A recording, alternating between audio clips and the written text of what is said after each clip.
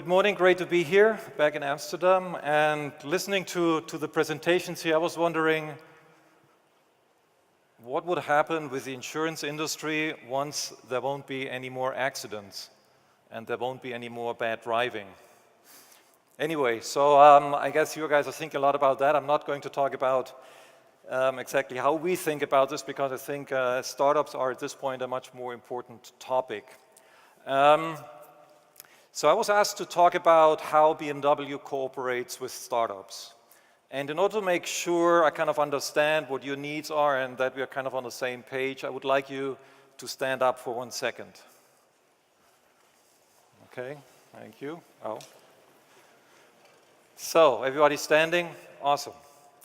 So, I'm going to ask you a question, and if the answer is yes, please sit down. If innovation is critical for your company, please sit down. Innovation is critical for your company, please sit down. There's 2 people standing. They're welcome to leave the room. Anyway, so I need to ask you again another small favor. Please stand up again. Okay. Thank you. So now, if the answer is yes, please sit down. Are startups critical for your innovation success? Yes or no? If yes, please sit down. Okay. Wow. So why did you come here? Anyway, good. So I see 1, innovation is critical for you guys, and I see 2, for about 100% of the audience, but maybe just around 50% of the audience says, startups are critical for innovation at my company, or to achieve the innovation I need in my company. So when I joined BMW about 5 years ago, after spending 12 years in startups, founding startups myself, 5 of them in Silicon Valley and the other 7 in Europe, I was hired not to set up the BMW Startup Garage, but to help with innovation processes in general. And as I came from the world of startups, I was surprised to see how little BMW was actually doing with startups. And so I asked myself, is it really important for BMW to work with startups? Is that something that can make an impact on innovation at BMW? And as you may know, BMW is a pretty big company, 120,000 employees. We spend about $4.5 billion on R&D, and we have about 15,000 internal engineers and about 50,000 external engineers. So, and we get access to all the best engineers in the world from the very best companies, anything from the IT companies to the very best tier 1, like Bosch or like Conti, who themselves have about 50,000 engineers. So why would we work with startups? Why would they make an impact on our innovation? Well, I could hold a whole speech around how important startups are, but let's put that down to 2, I think, very impressive numbers. 1, there are 1.2 million startups out there, by some count, worldwide. In China, supposedly, 3,000 startups are founded each day. So those are 1.2 million ideas, innovations that are outside your company. The second number that's pretty impressive is 150 billion, somewhere around that, venture capital flowing into those companies. Now, all of you know what venture capital means, but don't think about venture capital as much as a financing tool. Think about venture capital as innovation budget you do not have to spend. So there are 1.2 million companies, not all of them, but some of them, gather on a yearly basis $150 billion in innovation budget that you do not have to spend. And then on top of that, did you think that the VCs who spent that money are extremely smart, extremely diligent? They spend a lot of time thinking about how good that idea is, how good the technology is, how good the IP is, how good the team is. This is all time that you don't have to spend, and you wouldn't have the capability to do that either. Right? You wouldn't have the capability of a VC firm, let's say like Andreessen Horowitz, where all the investment team have founded companies, they have double PhDs, and they spend an average of 3 to 6 months evaluating each startup before they make an investment decision. And then they give those guys a budget to innovate that is probably 20 times higher than anything that you can spend and afford in your company, and that's anything that BMW can spend. So it's a very, very critical innovation resource out there in terms of number and in terms of money they have, and in terms of skills that we don't have in the big corporates. So with those numbers in the back, I thought, well, the impact that startups can make on BMW are generally not only in the car business, correct? I mean, there are definitely lots of startups out there that are great at whatever, artificial intelligence for autonomous driving, or new energy innovations, whatever, battery charging technologies, or fuel cell chemistry, or what have you. There are also many startups out there that can make a huge impact on our factories, in IoT, robotics, 3D printing. There are startups out there that can make a huge impact on our IT systems, correct? Anything that has to do with data analytics, accessing data fast, cloud solutions, and so on. And there are even great startups out there for our HR systems, correct? You know, better objective measuring systems up to, you know, managing our canteens that need to feed about 120,000 people on a daily basis. So startups can make an impact not only on your core business, but also on the other business that support your core business, and by that make, obviously, an overall strong impact on your innovation capabilities. Now, the question now is, if you have 1.2 million startups out there, how do you pick the startups, correct? How do you work, and how do you integrate them? Now,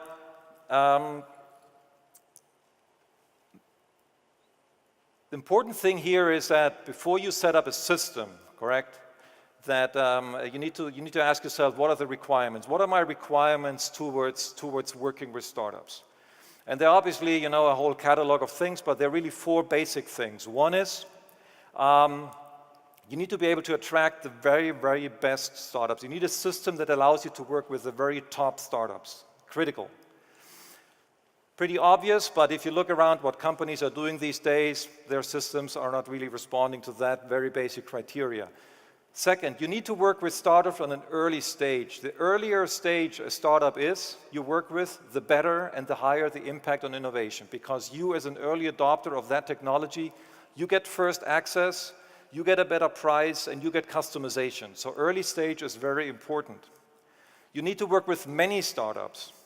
If you work with 5 or 10 a year, that's not good enough. Why? Because the amount of startups are so huge, you can generate a much bigger impact. And second, because at the end of the day, startups die away, correct? I mean, even in Andreessen Horowitz, one of the best VC firms out there, if they invest in 10 companies, not 10 of them will succeed. You know, maybe 20, 30, 40% of those will succeed. So it's also a numbers game. And thirdly and fourthly, the fourth very important argument, the system you set up needs to be efficient and fast.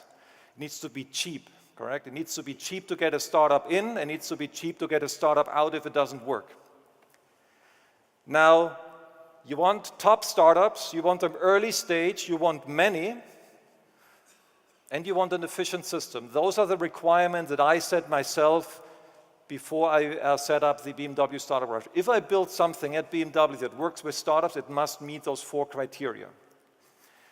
Now, obviously, the first thing I thought about was setting up some kind of accelerator, some kind of, you know, micro venture capital. But if you look at that, and you compare and you challenge that model, acceleration, or like say corporate venture capital, against those 4 criteria, it's not a very good system. As a corporate VC, you have hard times getting into the very, very top startups because they're heavily oversubscribed. And top startups are really reluctant working early stage with corporates because of fear. And they're totally oversubscribed. So if they get money from Sequoia and Andreessen Horowitz, why should they need money from you? So it's very hard to get to the top startups with an equity venture capital-based system. Early stage, well, the earlier the startup is, the more reluctant the startup will be to work with a corporate, right? because it means unflexibility, it means potential problems late stage towards exit, so they may let you in more in a later stage, on the B or C stage. It's impossible to work with many startups because it's extremely expensive. If you set up a fund of 100 million, 500 million, you're spending between 2 to 10 million just on fixed costs, just to run that operation, and to invest in 5 to 10 startups per year.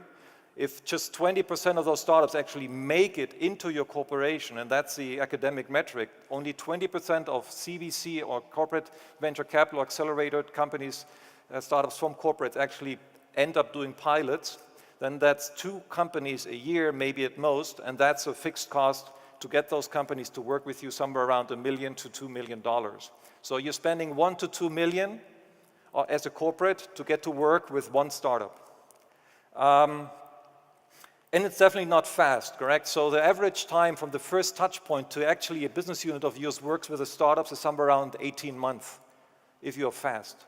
So in 18 months, the startup is either dead or disrupted you or is working with your competitor, correct? So in 18 months, it's very slow, and but that's really the speed or the time it takes for venture capital to onboard, to get into a deal, to close a deal, and then to find a business unit to work with them, and so on. So corporate venturing acceleration wasn't a model I would want to follow in the BMW Startup Garage.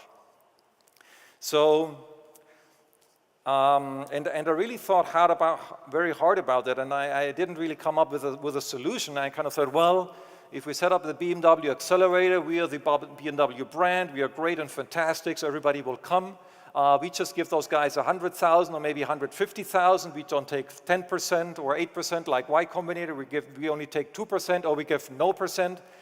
But then I thought, well, I cannot I came to the conclusion, and really looking back at my experience as an entrepreneur, if I get an offer from Y Combinator, let's say the world's best accelerator, and from the BMW Accelerator, I will always go to Y Combinator, no matter what. I think every smart entrepreneur will always choose the Y Combinator over any corporate accelerator.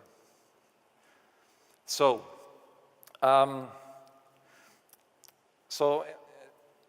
but I kind of continued to set up that system, and I was thinking about things. One day I kind of came up, I said, well, this won't work. I don't want to be second best in the acceleration business. I don't want to be another corporate who kind of closes down the accelerator. I don't want to be the guy in the company who runs around and shops and tries to sell startups to the business units, correct?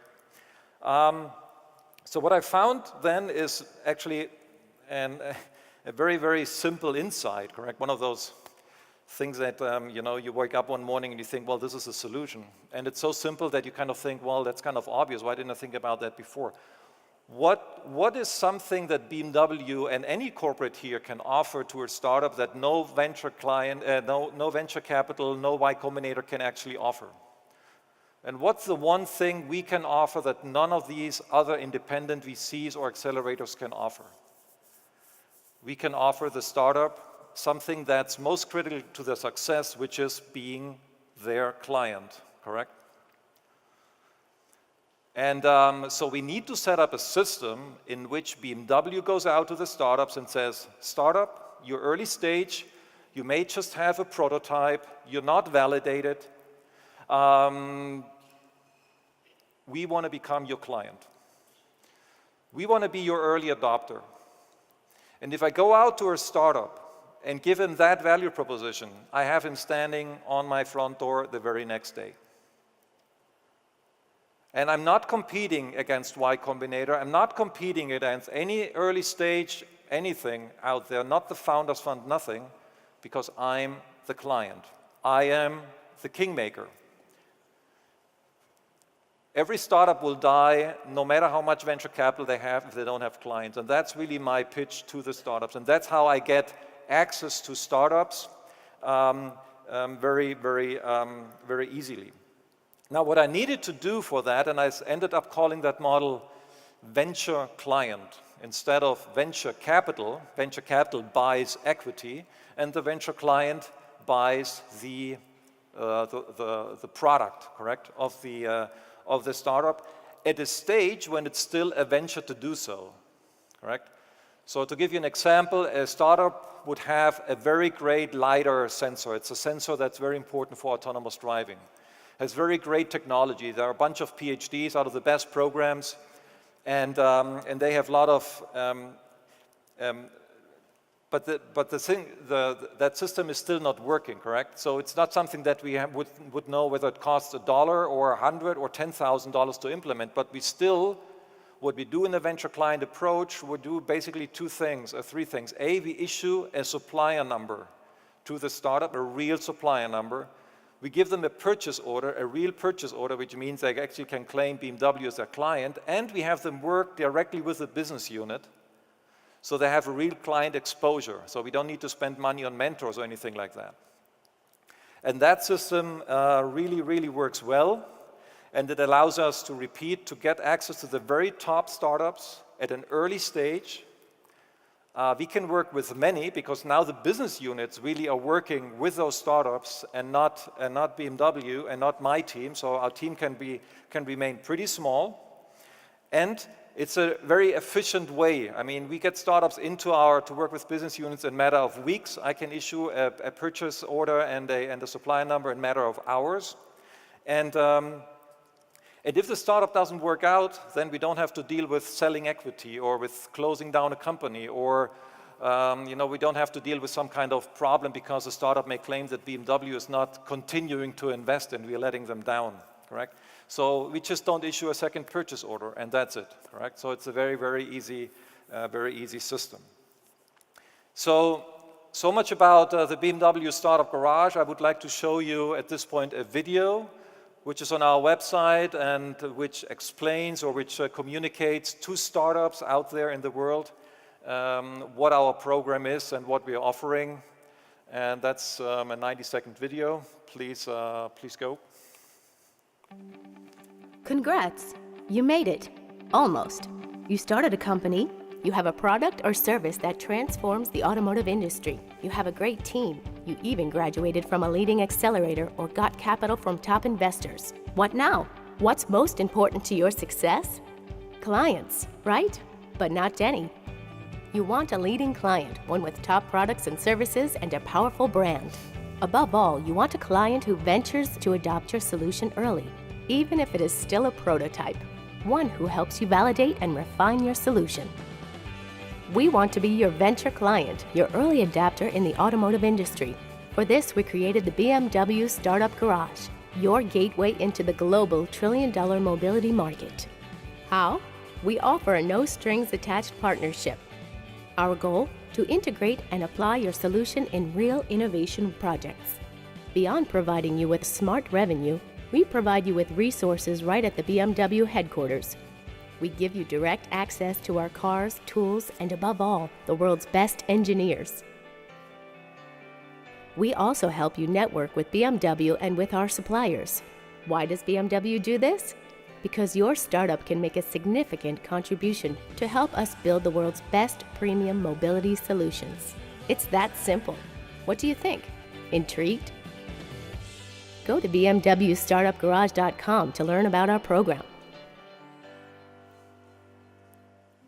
So that's what we tell the startups. And once we launched this video in 2015, Q1, we got an email from the Israeli government that was just 2 weeks later. Funny, we didn't do any marketing, we didn't do anything. But just, a matter of weeks later, we got, startups from all over the world wanting to join our program. At this point, 90% outside Germany. Let me summarize that up a little very quickly before we leave the stage here to a startup, which I think has something very interesting. It's very early stage, so think about what I just told you. Firstly, if your focus is innovation, if your strategic goal is innovate with a startup, then corporate venture capital is the most expensive tool out there. And I would recommend you to reconsider your system and focus maybe on something that's more based upon engaging a startup as a client as opposed to an investor. Because the very, very good startups, they don't want you as an investor. They want really two things. They want a purchase order or they want an acquisition order. And the investment is kind of just like the necessary evil to get to one of those. Okay, but as I said, only 20% of CVC investments, corporate venture capital investments, actually get to a purchase order, and probably even a lower percentage of that gets to an acquisition order. And as making an investment or making investment is very expensive, I would rather encourage you to think about how can I engage a startup as a client in a supplier relationship by changing my internal purchasing processes in a very simple way, as opposed to going into a very complex system of investing and corporate venture capital. First of all, and lastly, think really about the needs of a startup, which is they want clients, and also the needs of your business unit. That's also very important, what I saw at BMW. The business unit does not care about BMW owning stock in a startup. They care about whether the startup can solve a problem and help us advance in their innovation. They couldn't care less who is owning what percentage of that startup. So you can really, if your focus is innovation, you can skip that step. With that said, thanks a lot for your attention, and hope you enjoy the rest of the conference. Thank you.